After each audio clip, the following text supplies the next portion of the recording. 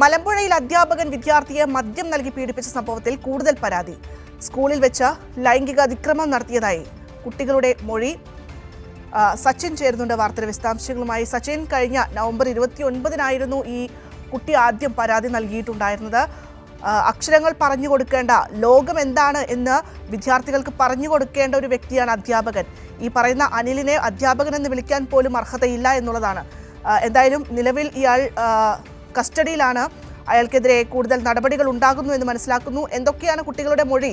കൗൺസിലിംഗിന് ഇടയിലാണ് ഇത്തരത്തിൽ മൊഴി നൽകിയിട്ടുള്ളതെന്ന് മനസ്സിലാക്കുന്നുണ്ട്. വിവരങ്ങൾ.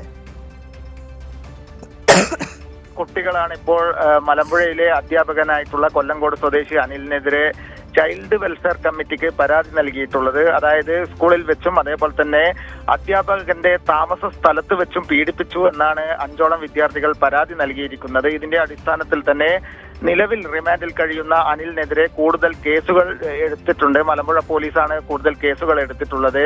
കഴിഞ്ഞ നവംബർ 29-നായിരുന്നു ആദ്യമായി ഒരു കുട്ടി ഇത്തരത്തിൽ സഹപാഠിയോട് തന്നെ പീഡിപ്പിച്ചതായി പരാതി പറയുന്നത്. തുടർന്ന് സ്പെഷ്യൽ ബ്രാഞ്ച് അന്വേഷണത്തിലാണ് നവംബർ 29-ന് നടത്തിയ പീഡനത്തെക്കുറിച്ചുള്ള കൂടുതൽ വിവരങ്ങൾ അന്വേഷണ സംഘത്തിന് ലഭിക്കുന്നത്. കഴിഞ്ഞ ദിവസമാണ് അധ്യാപകനെ അറസ്റ്റ് ചെയ്തിട്ടുള്ളത്. നിലവിൽ റിമാൻഡിലാണ് കൊല്ലങ്കോട് സ്വദേശിയായിട്ടുള്ള അധ്യാപകൻ അനിൽ.